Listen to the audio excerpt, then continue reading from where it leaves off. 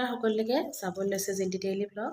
আজি আপোনালোকক বোলো ফুলবোৰ মই কেনেদৰে সজাই ৰাখোঁ দেখুৱাওঁ।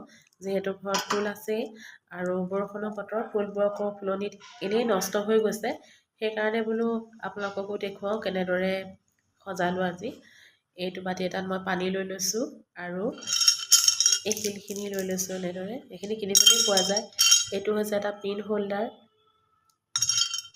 এতিয়া এই পিন হোল্ডাৰটোতে ফুলখিনি ৰাখি দিম। প্ৰথমতে ইয়াত ডালিয়া পাহ লগাই দিলোঁ, তাৰ পাছত লগালোঁ এইয়া গোলাপ। দেখিছেনে? এই গোলাপ পাহ মোৰ খুব প্ৰিয়, ৰঙা গোলাপ। সকলোখিনি ঘৰৰ ফুলনিতে আছে দেই ফুল। এতিয়া দিলোঁ নাৰ্জী পাহ,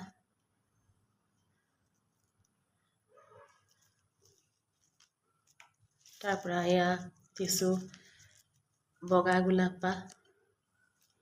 এই পাহ হৈছে পিংক কালাৰ গোলাপ পাহ।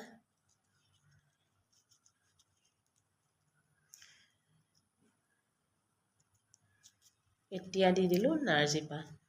কেনেকুৱা লাগিছে? ভাল লাগিছেনে? এইটো সম্পূৰ্ণ ৰেডি হৈ গ'ল আমাৰ ফুলদানিটো। এয়া এতিয়া এনেদৰে মই সজাই ৰাখিম। আপোনালোকক দেখুৱাই দিছোঁ বাৰু কেনেকুৱা লাগিব চাব দেই। এইটো ভাল লাগিছেনে?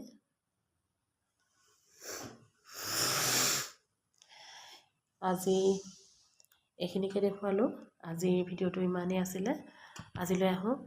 যদি চেনেলটো চাই ভাল পায় তেতিয়াহ'লে লাইক আৰু কমেণ্ট কৰিব নাপাহৰিব। লগতে চেনেলটো ছাবস্ক্ৰাইব কৰি দিব। আজিলৈ আহিছোঁ।